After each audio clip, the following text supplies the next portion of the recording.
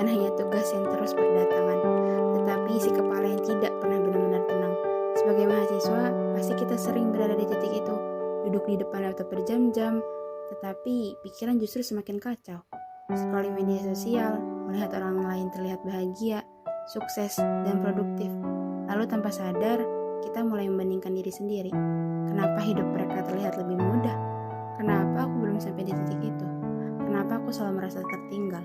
Dan akhirnya, overthinking menjadi teman setiap malam. Di tengah dunia yang berjalan begitu cepat, manusia sering mencari ketenangan di banyak tempat. Namun, kenyataannya, ketenangan sejati tidak selalu datang ketika masalah hilang. Lalu, Al-Quran membawa sebuah jawaban yang sederhana tetapi sangat dalam maknanya.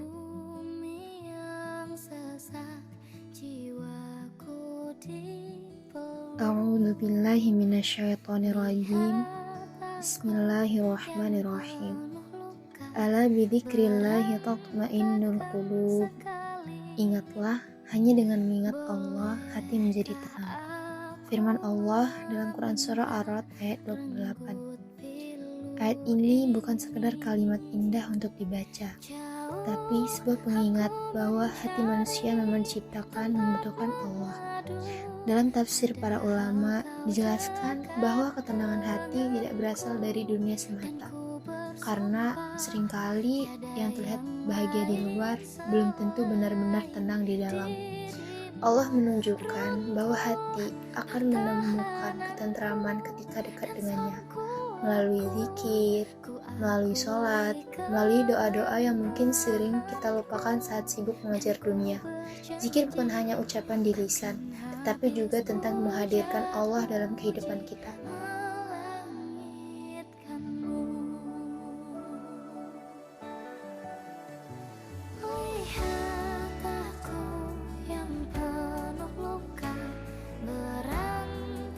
Saat hati mulai takut, kita ingat bahwa Allah selalu bersama kita. Saat hidup terasa berat, kita percaya bahwa Allah tidak akan memberi ujian di luar kemampuan hamba-Nya.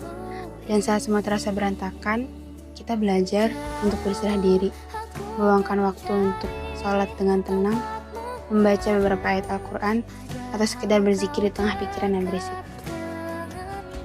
Karena bisa jadi yang selama ini lelah bukan hidup kita, melainkan hati kita yang terlalu jauh dari Allah.